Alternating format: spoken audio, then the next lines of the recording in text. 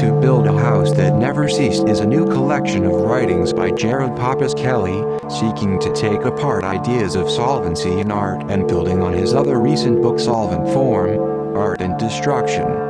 Following a tradition of artist-writers, the collection presents an opportunity to reflect and re-examine existing thoughts, bisecting and dissecting the metaphorical rooms of writing, to see how they might collapse or build something new.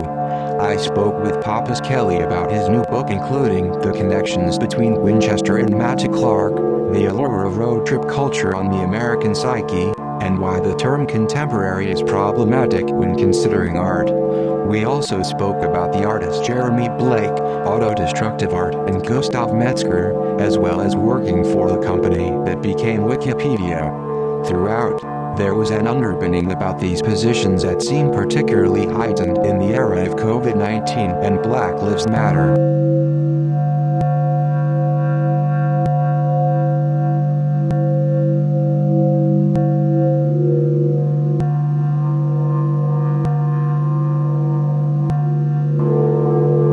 Thanks for agreeing to this interview for your upcoming book To Build a House That Never Ceased, Writings, Interviews, and Letters on Art. I found it to be a useful follow-up for your last book Solvent Form, displaying the stems of early ideas or the thinking that went into the book in a more informal or easily digested manner.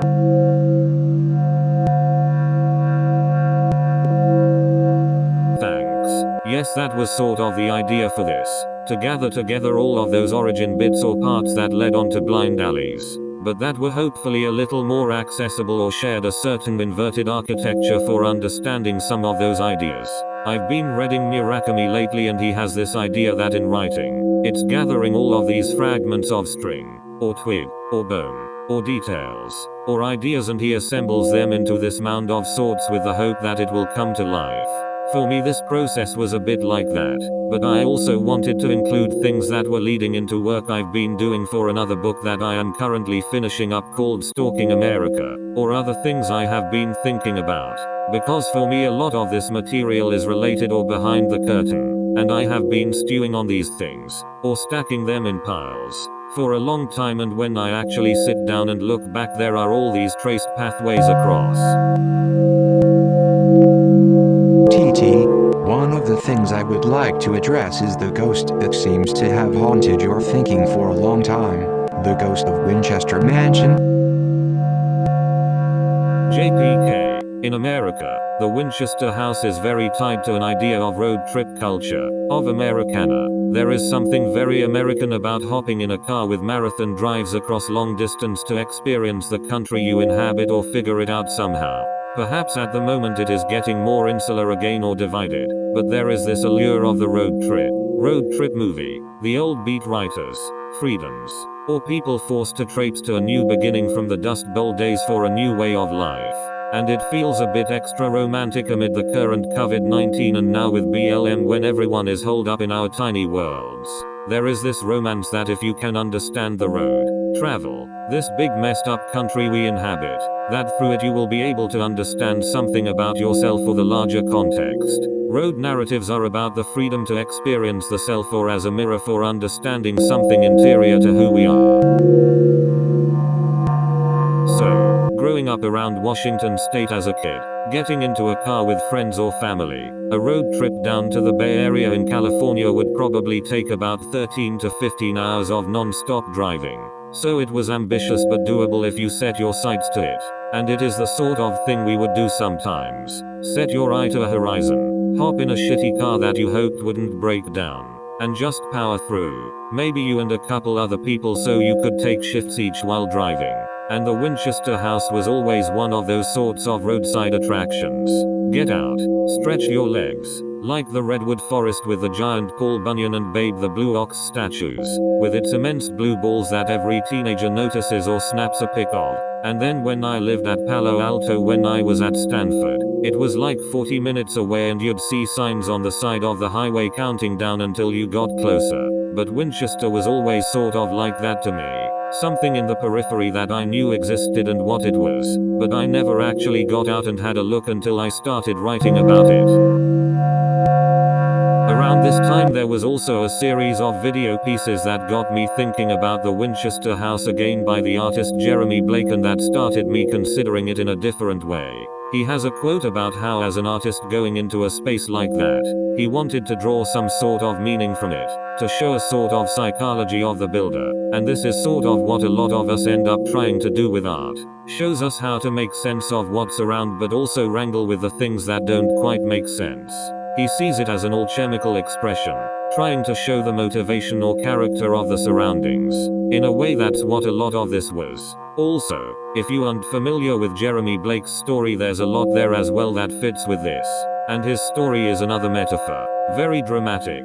Double suicide with his girlfriend and possibly being harassed by a cult at sort of the height of his career. Bizarre and sad. TT, Sarah Winchester wanted to dissolve the weight of her vast inheritance by keeping the Winchester mansion under a constant reconstruction, destroying to erect and so on. JPK, I would argue we all do that. Maybe not on such a grand scale. I think in some capacity, we are all just trying to be okay with ourselves, to work something out or pick apart these knots that we are presented with that we ultimately don't understand completely. We inherit a history. I'm living in a shitty town in the north where people don't really like me or what I represent. Or I'm from a desirable place. I'm urban or I'm rural. I'm too working class for my own good or too posh. It's sort of where we start from and how we respond to it, and will be different depending on who we are or certain privileges or hardships. Some people will never question it and just sort of embrace it full force and carry on from cradle to grave. Or others might rebel or distance or try to work it out in some sense, like an Edie Sedgwick, David Bowie, or a Quentin Crisp. Music and popular culture, or life, are full of these types of stories. Sarah Winchester married into this family and then her husband and child died, and she inherited all of this money and was suddenly the wealthiest woman in the world at the time. And the money was from the sale and patents on the Winchester rifles, which were responsible for decimating the indigenous populations in the clearing of the American West. It's a really brutal history. So, she's grieving, alone, and extremely wealthy, and the money was from death in a sense. How do you make sense of that? What are you going to do? Think of the scale of that. Like the people who built the atomic bomb. That is death on a new scale historically. But also remember, there is sort of the folk tale version as well. TT, perhaps it would have been easier for her to discard the large fortune, maybe give to those she felt she had wronged, rather than burning it internally. I'm not sure this gesture paid her debt, or if it did, then only in an eye-for-an-eye manner, in the sense that she suffered. JPK. Well, that is the difference between thinking of her as a metaphor or image, and I wrote a bit about this in Solvent Form and again in this new collection. This all works as a metaphor, the folktale version, but it is also an individual story, and I am working with it more as a metaphor because when the image we hold comes up against the reality, they tend to undo each other, and that is mostly what that book was about in a more general sense. I had been working with Bataille's idea of an accursed share where this surplus needs to be squandered or spent to undo in some manner. As a metaphor, it doesn't work as a transaction where each death equals a specific dollar amount. What? Does she write an immense check and say, "We good"? I guess it could, but I don't know if it works that way exactly. There's more. It doesn't work as a transaction. And also it all sort of undoes Sarah, and that's what we see when we look at this neurotic or esoteric space she created. In a sense, she is just trying to keep busy, to work something out for herself and live in the shadow of something. This inherited weight. But we also have to keep in mind that this is the story that works as a metaphor and not really the daily reality of her life. It's a myth or metaphor that is fun to tell or draw conclusions from.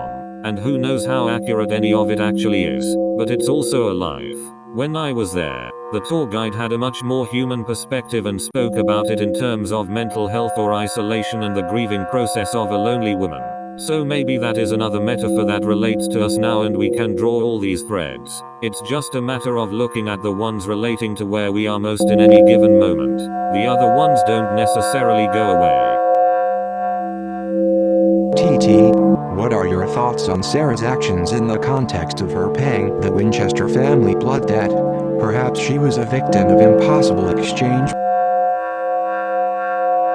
JPK. Yes, it is by definition an impossible exchange, I suspect. You can't put a cash price on a life. Or perhaps there's some scary algorithm for it now. But that's what this means. You've inherited this thing, but you still have to live and figure out the shape of who you are and what you will do. And that's also what art does. We've inherited the keys to the city, and maybe it's lovely, but perhaps it's also some shitty city. What are we going to do? How do we understand it or make meaning? Do we start building or tear it down? Or maybe just squat? Winchester kind of figured out a way to do both. She tears down to continue building. And actually, that's what most things we do entail. We have to undo something to create something new. Even if it is just the idea of what existed before or an assumption of how things are done. And so most of what we do rolls this process into one action, and we never really see or notice it. Everything we do has to clear a space or undo something that exists in order to continue. A world in motion wants to be changed. So, for me, Winchester shows how these impulses are rolled up together, to allow us to see it in action. Otherwise we might not notice. TT. Winchester is a great example of change in motion, and as you unpack your thoughts, it is clear why you have allowed this ghost to haunt you. One must undo in order to create something new. It's about balance. Many artists have inserted destruction into their process of creation, a topic that is prominent in your work as well. Sarah Winchester was destroying to create, as opposed to creating by destroying. Perhaps you could outline some parallels between Winchester House and auto-destructive art. JPK. Well, auto-destructive art is a very specific historical thing. The artist Gustav Metzger developed the term around the 60s and created a series of manifestos for what constituted it. So it is something very specific. But in a general sense, we might look at more recent works like Ed Ruscha's Royal Road Test, where the artist threw a typewriter out of a car window on a speeding highway and documented the destruction, or in Jonathan Schipper's work The Slow, Inevitable Death of American Muscle, where two gleaming muscle cars are incrementally winched into each other and replicate a car crash in extreme slow motion in a gallery space. They rely on the spectacle of destruction as a means of creation. Yet in this sense it is also about historicizing or preserving these artifacts that use destruction as an image. Someone recently accused me of being an art historian, and I almost spit at them. Not that there is anything wrong with art historians. Some of my best friends are art historians. What they do in the privacy of their own homes is none of my business. But that is fundamentally not my concern. I am primarily an artist and an artist writer, something I must keep shouting. And when I approach this stuff, it is as material, an intervention or reframing, perhaps even as an installation inside the mind, almost approaching it as some thwarted conceptualist, where the often clinical aesthetic of those practices collapses into the too much in the form of monographs or the novel. I don't separate between my writing and the things I make, and that is important for considering this work on its own terms.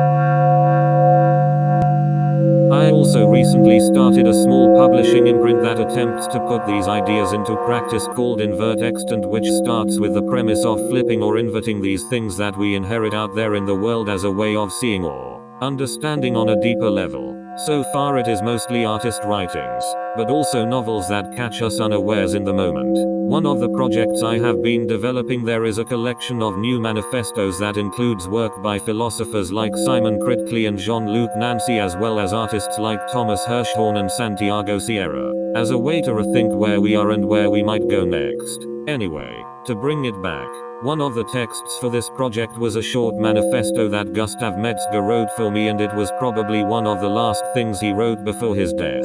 And this is lovely, and it's about these conversations, and for me it is about being an artist that is a thinker in the old sense of the word, and making something new out of all these things we've inherited, creating with it and through it, and yes, taking these things apart to construct anew. That's what Winchester and Metzger teach us. TT. It is interesting, the way you approach your subject matter. Although you are primarily writing about art, you seem to hold Sarah Winchester on the same creative, destructive pedestal as Gustav Metzger. Is this intentional? JPK. In a way I think it is looking at people and how they try to make sense of their world, which is something I am also attempting. How they create something that comes from the way they see the world operating. Maybe it's a rejection or an embrace. You look at things and notice patterns and that helps you understand other things. There seems to be a lot of ideas in all of this around architecture or cutting across conceptual structures or undoing unhelpful calcifications of ideas that cause us to get stuck. I wrote a bit about Gordon Matter Clark in this book as a sort of inverted Sarah Winchester operating from another side, cutting across and revealing what becomes hidden or accidentally enclosed in these existing structures. Destruction is often associated with rejection. With this in mind, it could be said that destruction has been adopted by artists in an effort to reject the art world. Do you agree with this statement? Perhaps you could respond with Banksy shredding girl with balloon in mind.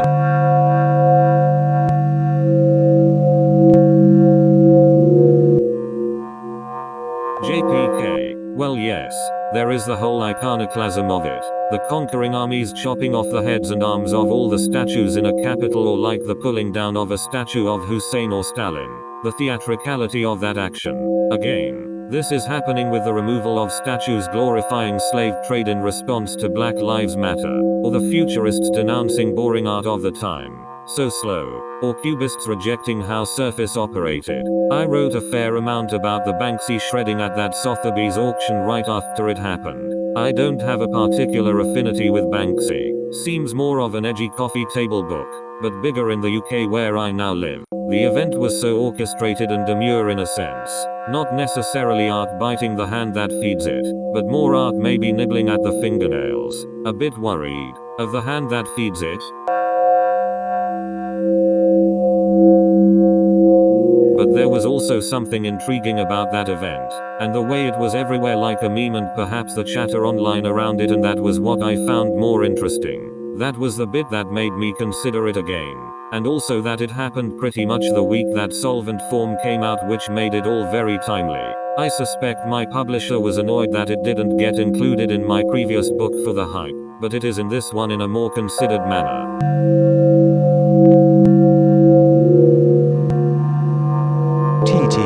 One of your projects, Tollbooth Gallery, was a collaboration between yourself and Michael Ent years ago. The Tollbooth occupied an abandoned, heavily vandalized information kiosk in urban Washington state, and you used it to facilitate 8 video and paper-based installations per year. When reading your notes on the project in the book, you present a handful of, in my opinion, poetic metaphors that frame the project's fragility in a way that makes it feel alive. For example, the project needing to build a relationship with its audience in order to survive, literally. In comparing the seamless exhibition changeover to passing seasons, could this be a nod to hypothetical paper falling like leaves? JPK. That was one of the interesting things about putting this book together. I could go back and trace many of the germs of ideas or themes in how I work from really early projects and ways of working in general. Through those conversations, I have always been intrigued by this idea of shared and public space, but also in contesting an idea of corporatized public space. Who has access? I also have always been intrigued by projects that could do a lot with the things that others don't bother with or don't see much value in. How do you invert that and make something amazing or challenging to how we think? The title for this book, The Notion of Building a House That Never Ceased, comes from Sarah Winchester and this desire to construct something that was about a process, perpetually being reworked and undoing itself in order to continue building as a mode for understanding something, a sort of self-questioning and restlessness from which it builds.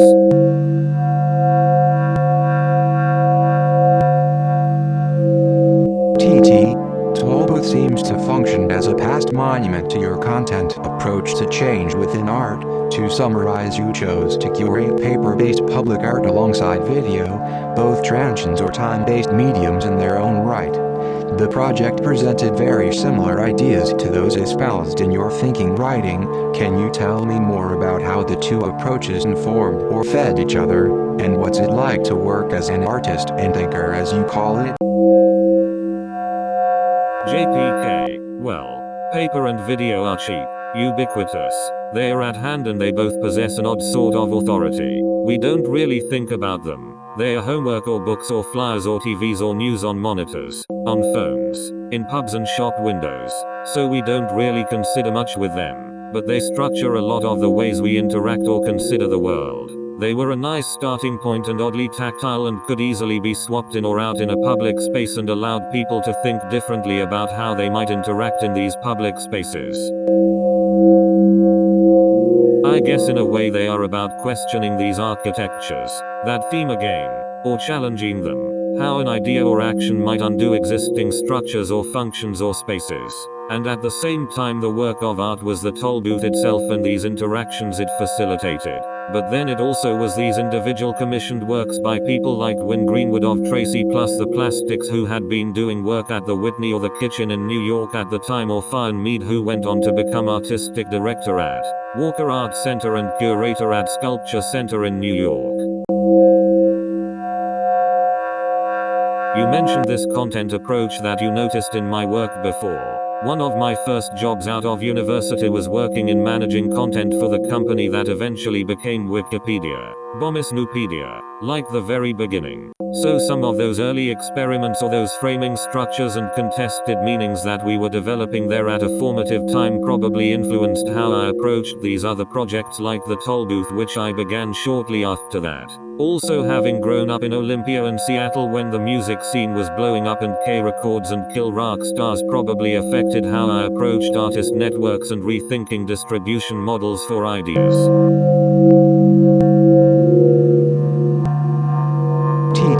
So, for you it's less about what the work is and more about what it does. In this case, what it does to the tollbooth and its habitat. JPK. There's a quote from Eva Hesse about art. Don't ask what it means or what it refers to. Don't ask what the work is. Rather, see what the work does. We live in that world now. We inhabit it, and in a sense with those early projects especially, it was putting this concretely into action, allowing us to inhabit them and build a nest from within them and then taking them to that next level as building blocks.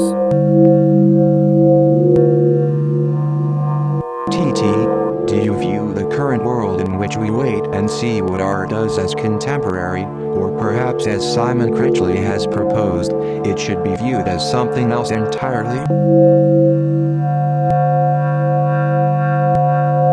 JPK. Yes, that's something I've been thinking about a lot, and I wrote about it a bit in this collection. The idea of contemporary as a sort of catch-all category in art. People think it means that it is just art of now, what's happening, and that's a very passive view. But there is more to it as a sort of ideology, and the thinking around it doesn't go much deeper than that. Critchley has proposed that the problem with using a term like contemporary is that we think we all know what it means, but we don't, so our understanding is drastically impoverished. Hito Stierl has also talked about it in terms of a misconception that all technology would sync up, like my phone, a printer, the cloud, neural networks, digital doodads, that we are all living in this super synced up moment in time. But the reality is that nothing actually syncs the way it is meant to. It's sort of a myth, and maybe we are always trying to find little ways to pull out of this sync or in these bubbles where we are only shown content or feeds that reflect us. So, we instead spend our time screening calls and dodging texts, deferred until later, never in the moment. And for Stierl, one of the defining characteristics of this idea of contemporary is that it gives an illusion of everything lining up in the now, but in fact nothing does. And that is contemporary. But I've also been thinking of it in terms of something Jack Halberstam has discussed in an Exhausted Manifesto. He wonders, what is this exhaustion that saturates both leisure and work time in an era of collapse? It's this effect we experience with it, speculating, even as we are drowning in the more, the extra, the also. We are stuck with systems that commit to less, to expediency, to rigor and to discipline. It is about the keeping up of appearances, proposing a prosthetic masculinity as he puts it, but is already evident in a world of art that seems perpetually resorting to marital aids just to give the illusion of keeping it up. Halberstam observes it in terms of the James Bond film Skyfall, dealing with themes of weariness of aging, the diminished futurity, even death as a cover for a vacation.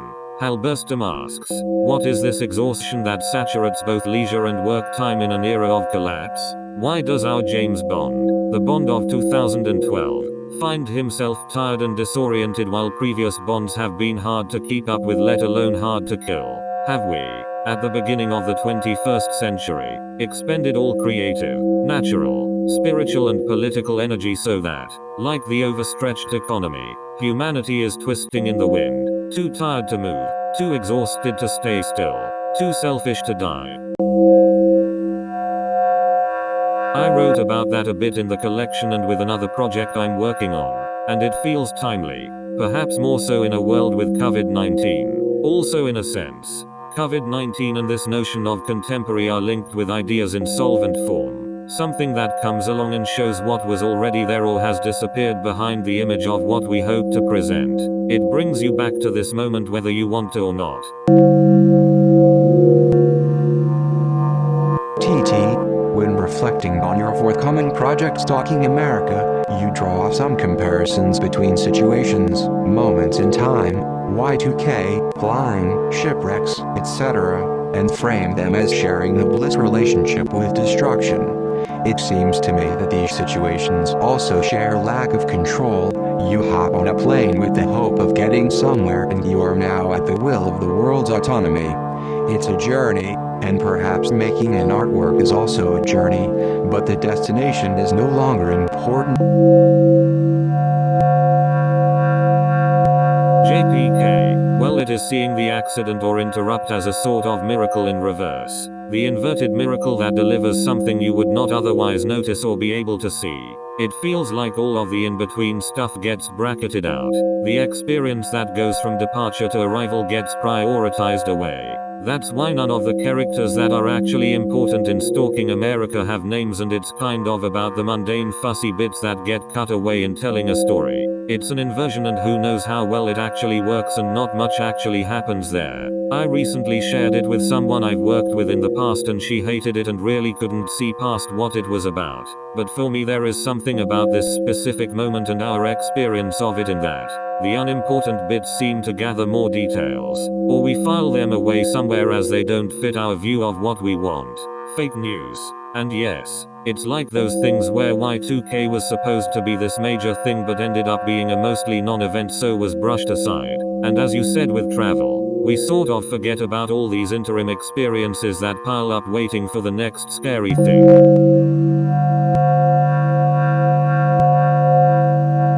But yes, it is also about what's beyond our control, although I might not have phrased it that way. But to bring it back to COVID-19, it's these things that come in and interrupt how things have been and force us to reconsider and see things differently. Or with BLM, it makes the things that were already broken visible. And during lockdown, the scale of things shifted, and new priorities emerged. And yes, this is something akin to making art on a smaller scale. But it's a process of making sense of what is before you and how we might proceed or see when everything else falls away.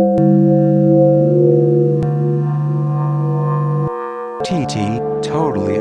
In many ways COVID-19 or these other things have burst the bubble and unclouded a lot of the distractions of contemporary life. I feel like there was this anticipation. We have long been waiting for something to break. Perhaps this is it. I would like to thank you, Jared, for sharing some insight on your new book, To Build a House That Never Ceased, and wrap things up by asking what you are currently working on and what you have planned for the uncertain future. JPK, as I said, I have been working on several publishing projects, a collection of artist writings and reflections from the composer Bill Dietz and an anti-memoir about art and autism from Zach Ferguson. That's the publishing imprint Invert Extant, along with the collection of manifestos. But I've also been developing a new body of large-scale wall drawings called portents that are meant as enigmatic symbols that rely on chance operations. It feels like the world at this moment just isn't the same as the world 6 months ago or even a few weeks ago. Like I said, a world in motion wants to be changed, and that's where we are. Jared Pappas-Kelley is an artist and writer. His recent book Solvent Form, Art and Destruction was published by Manchester University Press, and his newest collection To Build a House That Never Ceased writings, interviews, and letters on art is released in August of 2020. His visual work has exhibited internationally.